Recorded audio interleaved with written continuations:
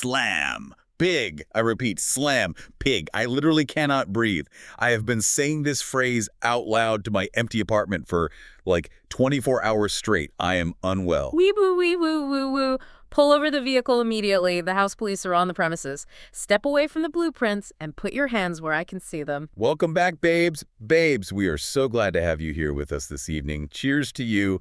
Clink your glasses to the absolute collapse of social decorum. Cheers. And seriously, if you have ever wondered what it looks like when a human being reaches their ultimate explosive point of no return emotional tipping point, well, you are in exactly the right place tonight. Oh my God, yes. That is our absolute mission today. We are deconstructing the exact mechanisms of a reality TV meltdown. And we have the absolute best fuel for it. I am telling the Snark squad right now, the atmospheric vibe in this room tonight is immaculate. The frozen sangria is officially on deck. It is glowing. It is. And yes, babes, you know we had to do it. We ran it through the ultimate luxury machine, the Ninja Slush. We are elevating the experience to terrifying new heights. Listen, I am treating the Ninja Slush like a sacred, holy kitchen appliance sent directly down from the Bravo gods themselves. It is an artifact of pure joy.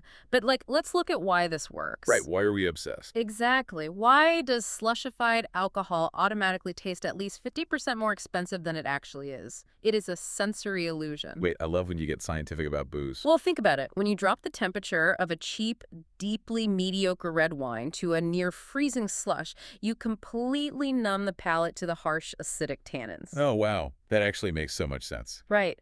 Plus, the tactile sensation of a frozen drink instantly triggers the vacation receptors in your brain. You take a $15 bottle from the corner store, chop up some bruised strawberries, hit that button, and suddenly your brain thinks you are paying $22 a glass at an exclusive beach club in Mykonos. It is a psychological masterpiece. I am just so deeply emotionally attached to frozen drinks.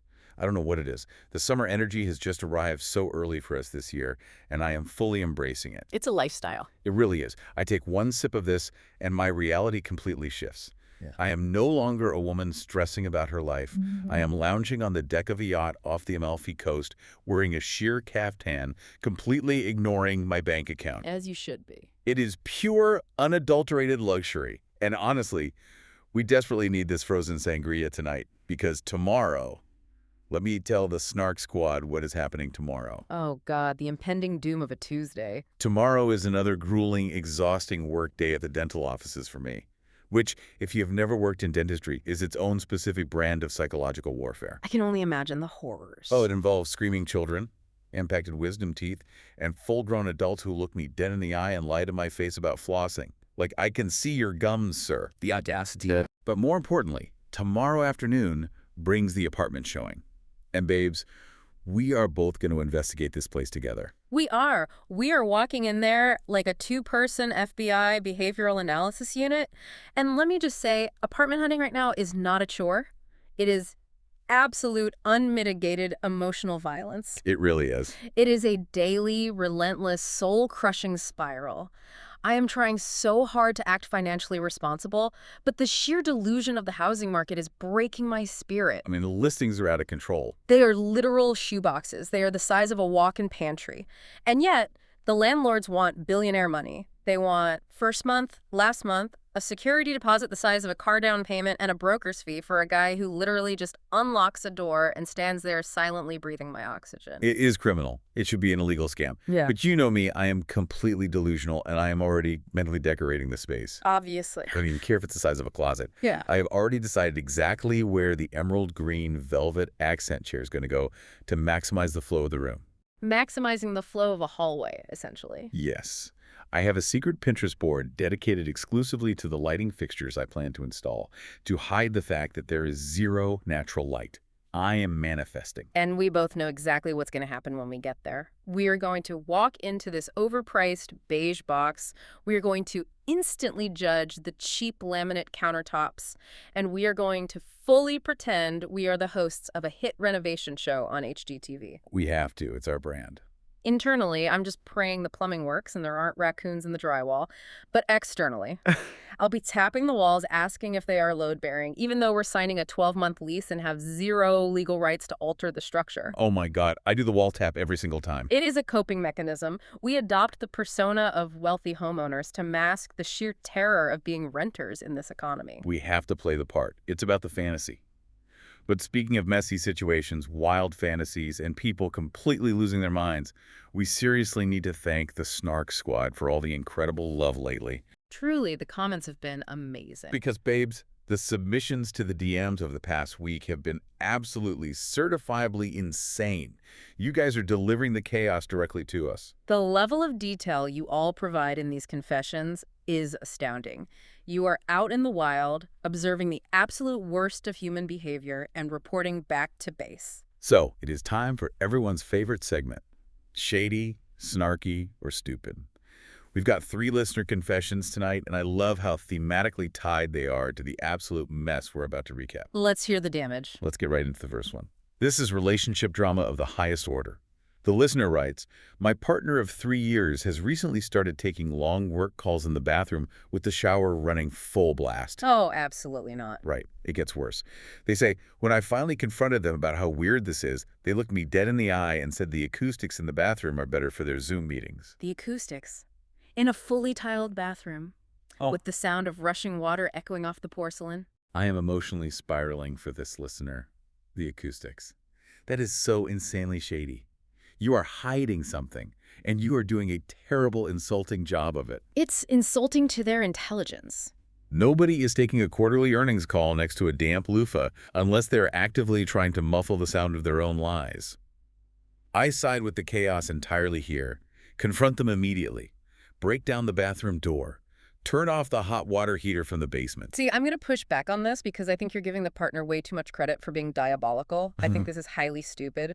Let's look at the mechanics of lying. Okay, lay it on me. If you are going to cheat or have a secret conversation, the water running in the bathroom trick is amateur hour. It draws exponentially more attention to you.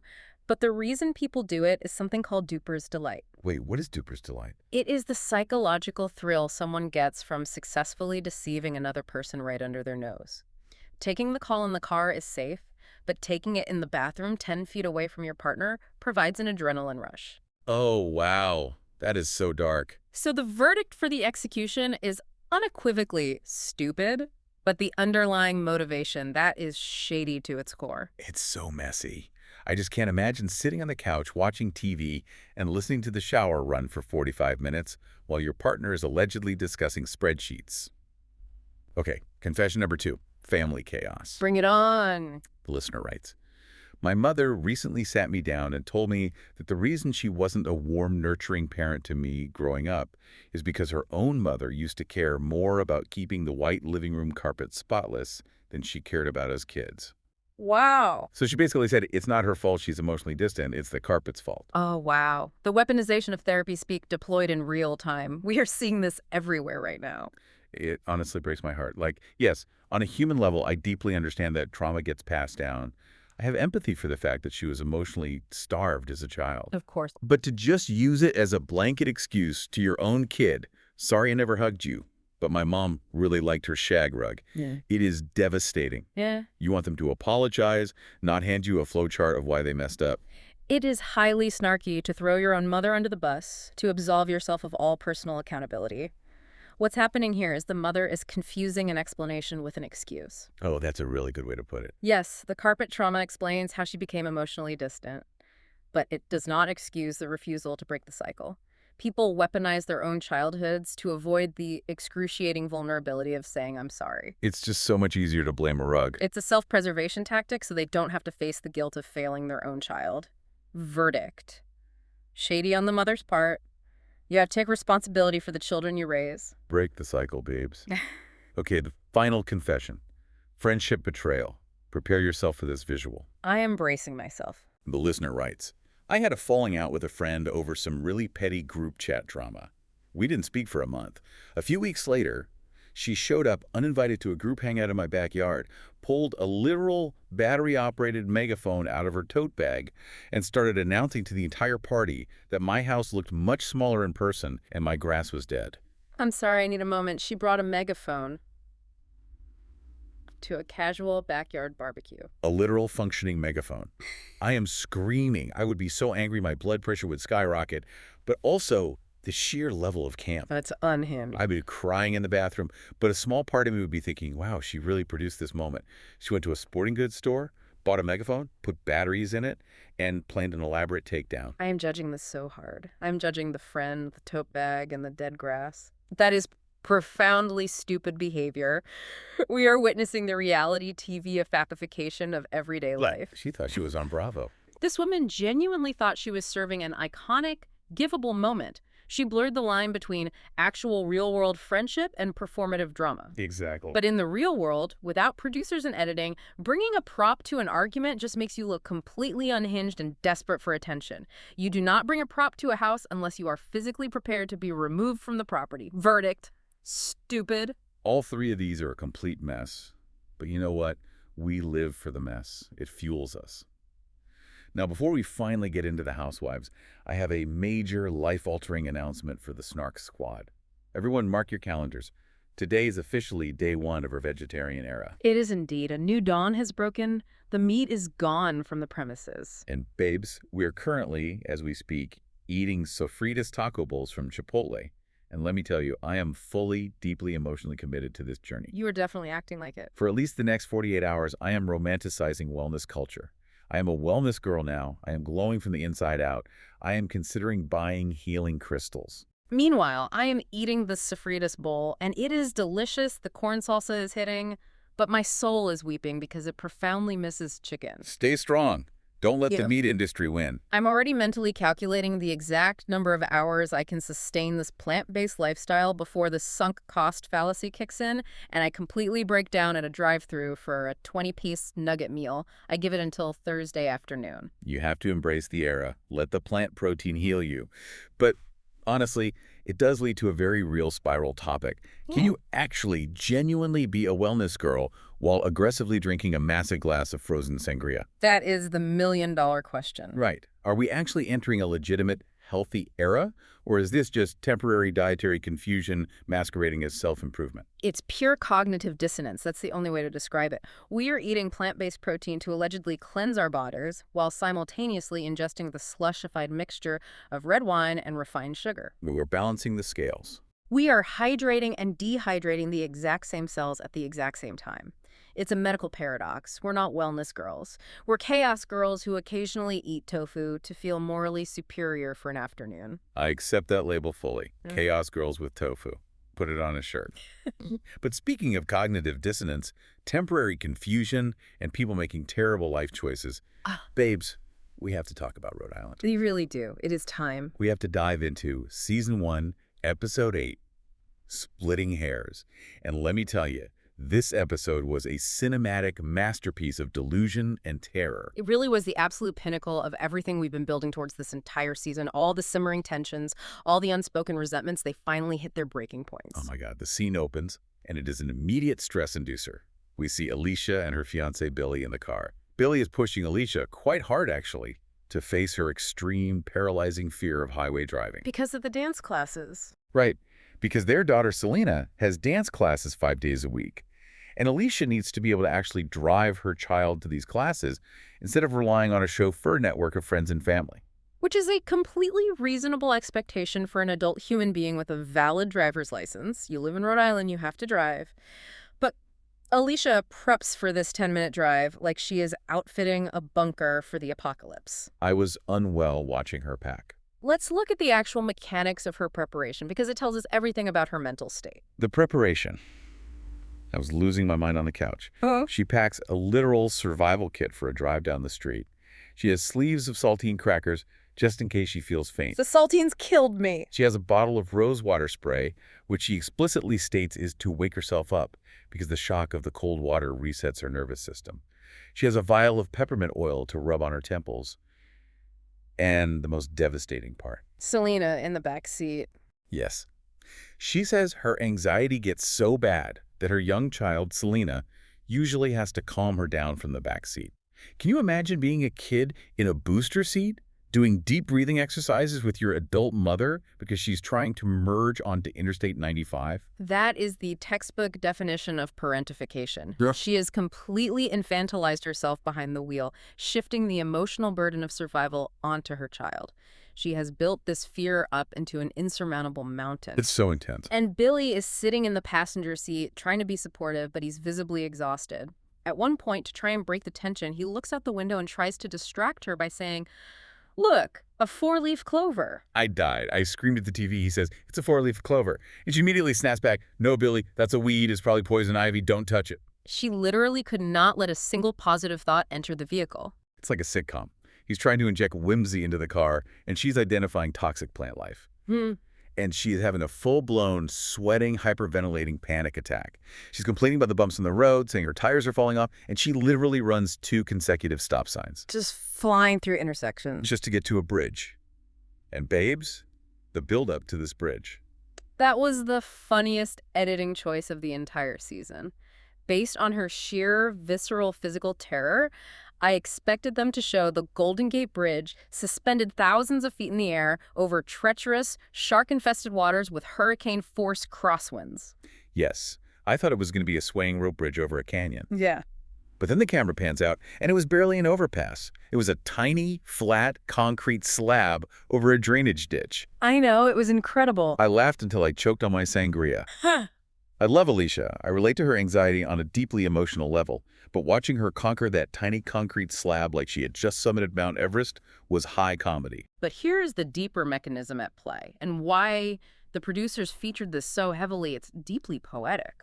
Why is Alicia having a complete nervous system collapse over a tiny physical bridge? Because of the video. Exactly, because she is utilizing displacement. Mentally and emotionally, she is carrying the massive, crushing burden of the Rula cheating video. Her brain cannot process the overwhelming terror of blowing up a family and ruining a marriage, so it subconsciously displaces all of that extreme panic onto a tangible physical obstacle, the bridge. Wow, that is such a good point. She is terrified of this tiny overpass because she is actively, desperately avoiding the massive emotional collision waiting for her at the end of the day. Exactly. The metaphor is literally slapping us in the face. Let's remind the Snark squad of that context. Last week, Joe Ellen showed Alicia a dated 5-minute-long video of Rula's husband, Brian, fully embracing and hugging his alleged mistress. A completely devastating piece of media. And the group somehow nominated Alicia, the woman who needs crackers and rose water, just to drive over a puddle to break this devastating news to Rula. It is the worst strategic decision in the history of the franchise. Why assign the most conflict-avoidant, highly sensitive person to deliver the most volatile piece of information? It guarantees failure. It really does. Alicia is agonizing over whether to keep the peace or expose the truth, which leads us perfectly and tragically into the dinner party from hell at the Pontarellis. Babes, this dinner party, I have full-body secondhand embarrassment just thinking about it. Yeah. My skin is crawling. Alicia and Billy go to Rula and Brian's house for what Alicia calls a temperature check dinner. A temperature check that immediately registers as a fever dream. She wants to vibe out the situation before dropping the nuclear bomb. And we walk into the house, and Rula is lounging in the living room in full leopard print pajamas. Yes, because she is allegedly still recovering from that mysterious, unnamed illness that conveniently kept her from attending the drama-filled Newport trip. She is literally receiving formal dinner guests in her sleepwear. It's so unhinged. It sets a bizarre, deeply uncomfortable tone immediately. But the real star of this incredibly uncomfortable dinner is Brian. We have to break down his absolute insanity at this table because I have never seen anything like it. Brian's behavior is a masterclass in self-sabotage and dominance display. First, the man openly admits at the dinner table that he pre-gamed the dinner party with shots. Who does that? He took shots by himself before hosting another couple for a civilized steak dinner. Then, he casually informs the table, completely unprompted, that he microdoses Ozempic, steroids, and Botox. Microdosing steroids. I'm sorry, what? Alicia's reaction was everything I was feeling. She literally stares at him and says, "This is incredible information," and you can physically see her mental gears turning. She was absolutely stunned. She even jokes in her confessional that her restaurant, Pizza Mama, is making people fat with mozzarella sticks while Brian gets Botox. He is a podiatrist. He is a foot doctor, openly talking about roiding out and injecting himself with various substances on national television. But then, the ultimate tell happens. His phone chimes. Oh God, the phone chimes. He looks right into the camera, which breaks the fourth wall in a deeply unsettling way. He asks Rula for permission to use the bathroom and comes back claiming it was a work call. A work call. In the bathroom. Just like our listener confession. The simulation is glitching. We are side-eyeing this so heavily. Was it a foot emergency? Or was it the mistress checking in? Let's apply the duper's delight concept here again. Given the 5-minute hugging video evidence that Alicia is currently sitting on, we know it was the mistress. It had to be. Brian is taking a call from his mistress in the bathroom, 10 feet away from his wife and the woman who holds the video evidence of his affair. He is getting high off the thrill of almost being caught. It is arrogant, reckless behavior. It's disgusting. But he doesn't stop there. He commands the room to tell the story of how he and Rula first met. And he genuinely thinks this is a charming, romantic anecdote. He says he was buying drinks for Rula, and he would secretly tell the bartender to make hers a double without her knowing. I felt physically ill watching that. He was purposely trying to get her overly intoxicated without her knowledge. That is not a cute meet cute. That is a horrifying display of control. Exactly. It's the mechanics of control disguised as generosity.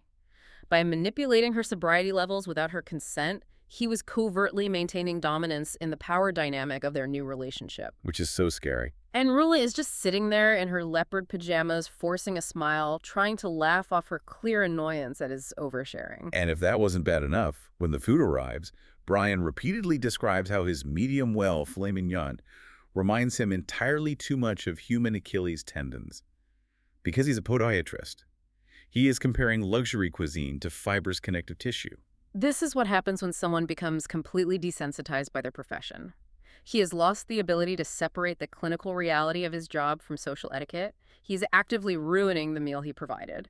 It's disgusting. I would have lost my appetite immediately. And Alicia's just sitting there, visibly sweating, clutching her napkin.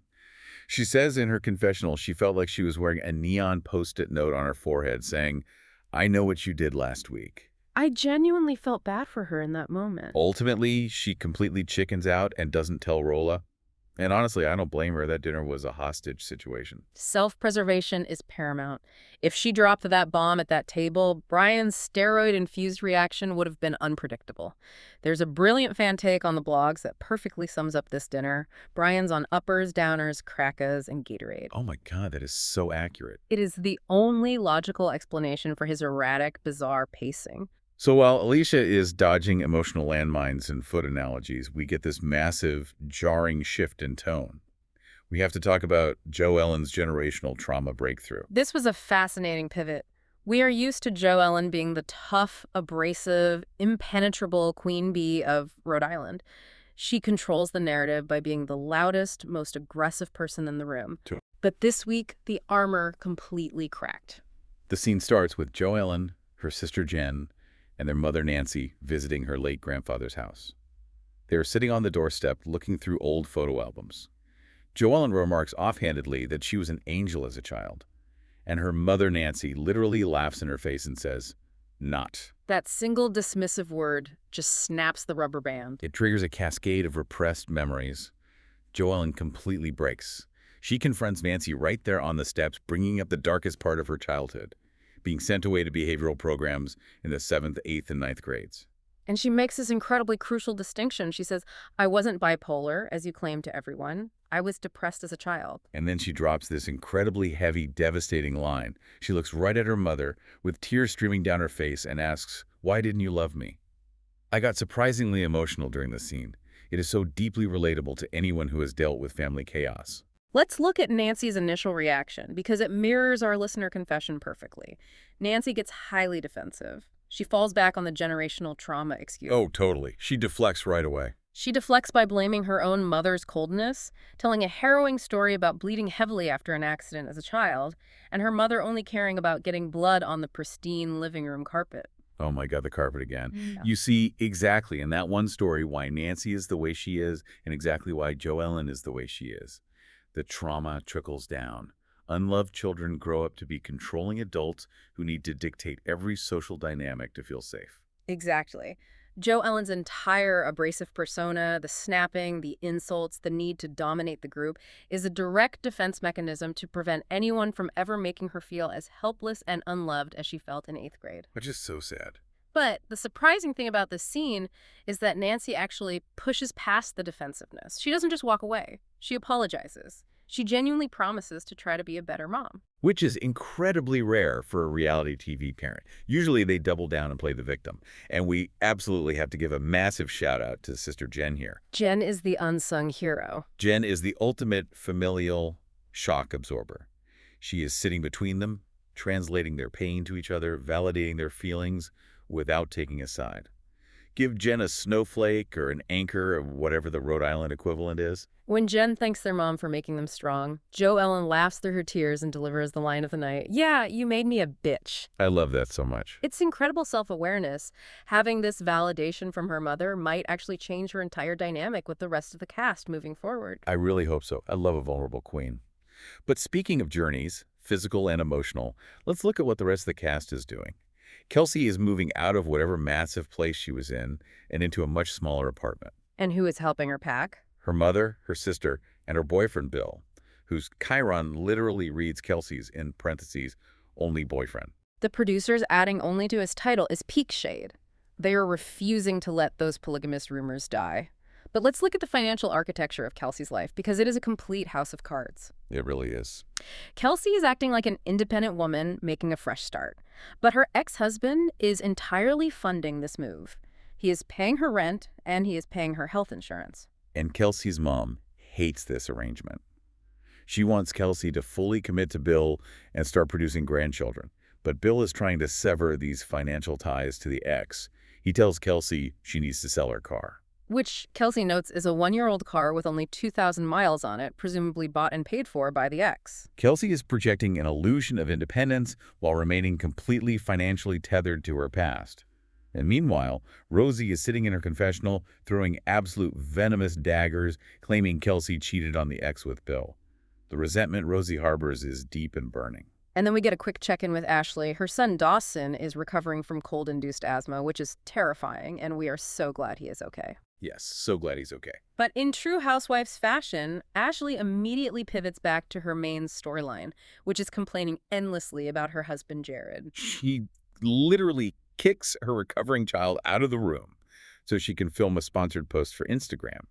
And then she laments to the camera that Jared won't use his massive Instagram following to make easy money. She is genuinely furious. She is. She is angry that he insists on actually working physical shifts at their coffee shop, Audrey's, instead of just posting thirst traps and doing brand deals. It's a very specific, very modern grievance.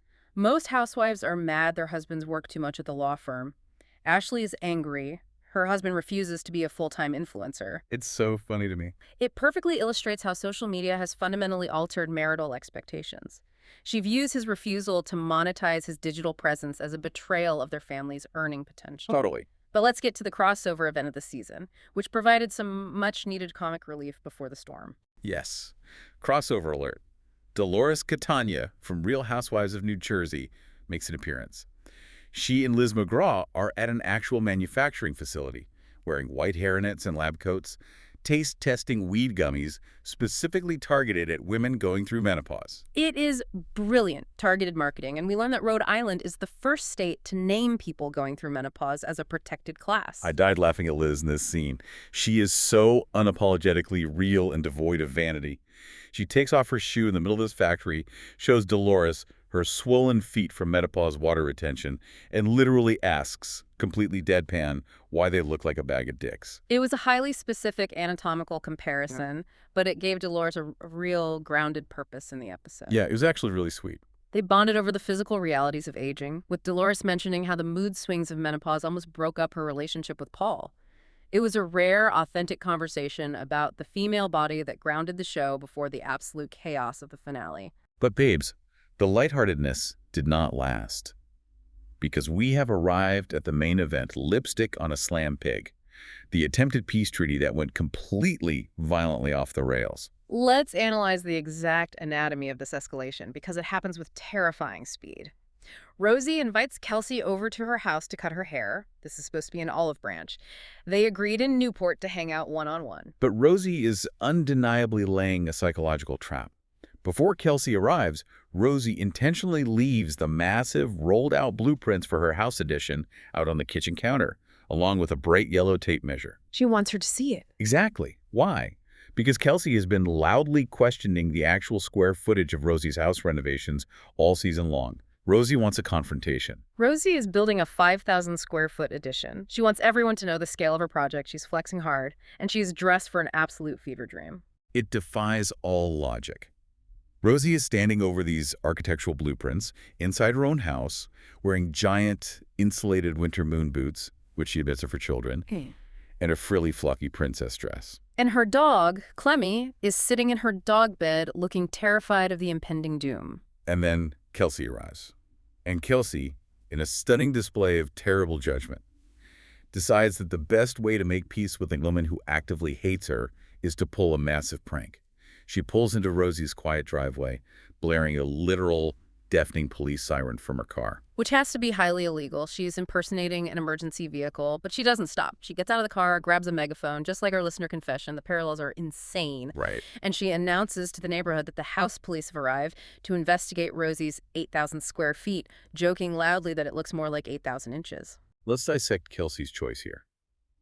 Kelsey is using prop comedy as a defense mechanism to avoid genuine vulnerability. She is terrified of a real, face-to-face emotional conversation with Rosie, so she creates a loud, obnoxious, disruptive spectacle to control the narrative. She thinks she's being self-deprecating and fun, but she is walking into the home of a woman who despises her, aggressively mocking the exact thing they have been fighting about. Kelsey walks in grinning, thinking she nailed the bit, and Rosie's face. Yeah, oh my God. Rosie is humiliated in front of her neighbors. She snaps immediately, "I live in a very nice community with a no siren ordinance." And from that exact second, the fight goes from 0 to 100. Both women interpret the other's actions as an outright malicious attack. Yeah. And then Rosie drops the line of the season. I am going to frame this quote. Rosie screams at the top of her lungs, "I'm sorry I called you a fucking polygamist at a picnic." The alliteration is Shakespearean, but this is where the concept of narcissistic injury comes into play. Rosie feels her core identity, her wealth, her status, her home has been publicly mocked. And she just snaps. When someone suffers a narcissistic injury, they retaliate with lethal, disproportionate force to destroy the person who hurt them. Rosie goes straight for Kelsey's deepest insecurities. Her lack of a house, her lack of a husband, and her lack of a career. Kelsey tries to defend herself, stammering that she has a budding career. And Rosie fires back, and I quote verbatim, "Sucking dick is not a career, bitch." She really went there. I gagged. I literally dropped my drink. And then Rosie claims that Kelsey only won her Miss Rhode Island pageant title because her sugar daddy bribed the judges. The pageant is such a specific, bizarre hill to die on, but it strikes a massive nerve for Kelsey. Rosie gets right in Kelsey's face, pointing and screaming. And this is where it crosses the line. Kelsey physically pushes Rosie away. You know it's bad when hands are thrown. Rosie completely loses it. She grabs Kelsey's suitcase full of hair tools, physically shoves Kelsey toward the exit, throws the bag out, and slams the heavy door in her face. The production crew literally has to step in and physically hold Rosie back because she is so volatile. It is pure chaos. Rosie is screaming through the glass that she is done with the clique. Kelsey is outside. The door is closed. The logical, self-preserving move is to get in the car and drive away. But logic does not exist here. In the ultimate, stupidest move of the century, Kelsey pushes the door back open and steps back into the lion's den just to yell up the stairs that she won the pageant fair and square. She literally risked physical harm and police intervention to defend the integrity of a local beauty pageant judging panel.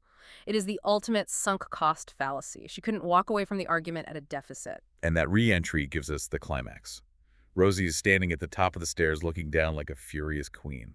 And she delivers the final blow. She screams down the stairs, "Everybody in Rhode Island knows you fuck married men. You're a slam pig." Slam pig, a highly regional New England insult implying extreme promiscuity.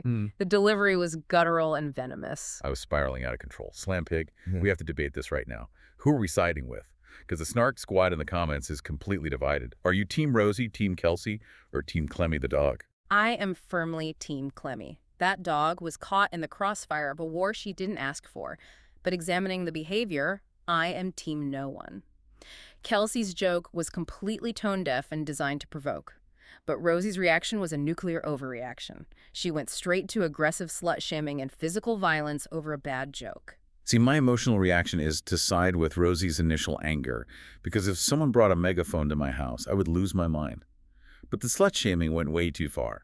Slam Pig is iconic reality TV, but it's deeply toxic. Yeah. And the physical shoving, that's when it stops being fun and starts being stressful. It's a terrifying study in escalation. Neither woman possessed the emotional regulation required to de-escalate. Ew. I need another massive sip of sangria after that warfare. Babes, that was heavy. But now it is time to pivot to our segments. We are breaking down the broader dynamics of the cast. Segment 1, biggest instigator. Let's analyze this. Who is secretly causing the most chaos behind the scenes while pretending their hands are completely clean? For me, it absolutely has to be Kelsey. The megaphone. Yeah. The siren. She acts like she's just a fun, bubbly girl pulling a cute joke, but she is fully weaponizing those props to hide her aggression. She knew exactly what she was doing by mocking the square footage of Rosie's house.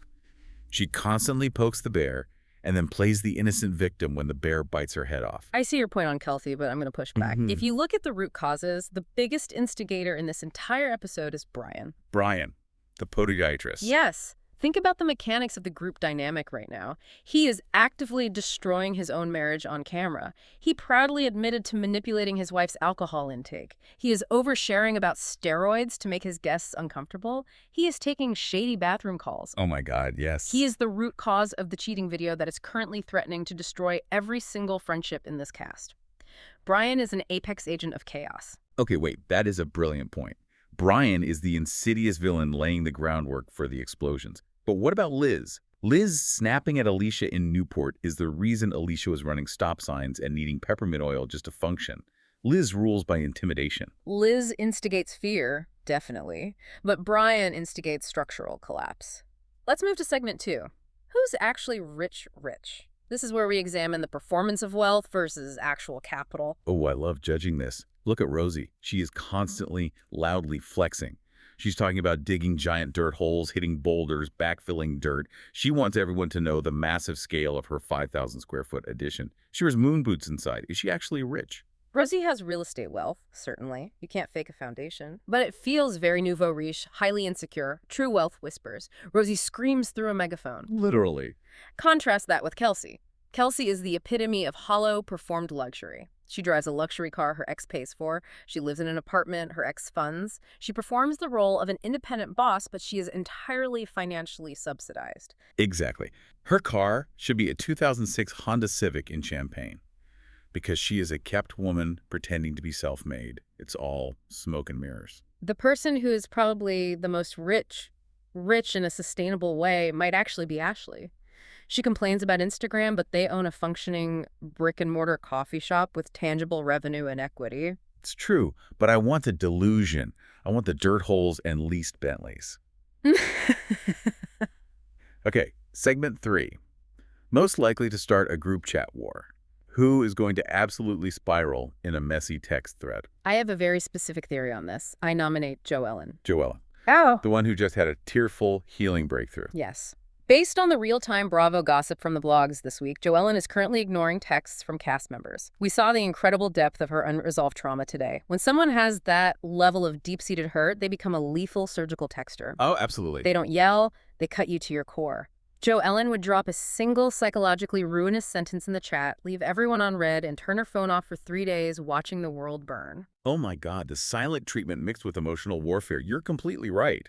I was going to say Rosie because she would send all caps rage texts and screenshots from 2018, but Joellen would destroy the chat with a single period at the end of a sentence. Terrifying. Okay, our final segment, segment 4. Could we survive Housewives' life? We need to look each other in the eye right now and answer honestly. Could we mentally survive being filmed while fighting with rich women full time? I'm looking at you. Tell me your absolute truth. I would completely crumble into dust. I would be Alicia, but a million times worse. I would walk into every single scene with a tote bag full of saltines and oyster crackers, aggressively applying peppermint oil to my temples, hyperventilating in the bathroom before every dinner party. That is extremely accurate. The second someone brought a megaphone to my house, I would cry, ask to go home, and quit the show. I cannot handle confrontation unless it's on a television screen. I appreciate your profound honesty. And honestly, I would fare even worse. I fancy myself observant and above the fray, but in that pressure cooker environment, I would end up exactly like Kelsey. Wait, really? Oh, absolutely. I would think I had this brilliant, witty, highly intelligent joke planned. I would bring a terrible prop, completely misread the room, make a sarcastic comment that lands horribly, and end up getting physically shoved out of a mansion while someone calls me a slam pig on national television. I would fly too close to the sun on wings of Snark. We would be the worst housewives in history. We are much better off sitting on the couch with our frozen sangria, judging their life choices from afar. It has been an incredible, exhausting journey through the human psyche tonight. Babes, thank you so much to the Snark Squad for hanging out, drinking sangria, and spiraling with us. We love unpacking this absolute mess with you every week. But before we go, we need to know your thoughts, so sound off in the comments. Yes. First, could you genuinely survive the vegetarian life? And what is your ultimate go-to Chipotle order? Are you Team Sofritas or are you missing the chicken like I am? Second, which of the 3 listener confessions was the absolute messiest? The acoustic bathroom Zoom calls, the carpet-obsessed grandma, or the unhinged megaphone friend? And finally, which Rhode Island housewife is spiraling the hardest right now? Is it Alicia having a panic attack at a stop sign? Or is it Rosie screaming insults in her winter moon boots? Let us know. And babes, please don't forget to like, comment, and subscribe. It helps the channel out so much and keeps the frozen sangria flowing. But seriously, what if the megaphone friend from the confession and Kelsey are actually the exact same person? Just a thought to leave you with to ponder in the dark. Oh my God. Mind completely blown. Stay shady, stay messy, and we will see you on the Snark side.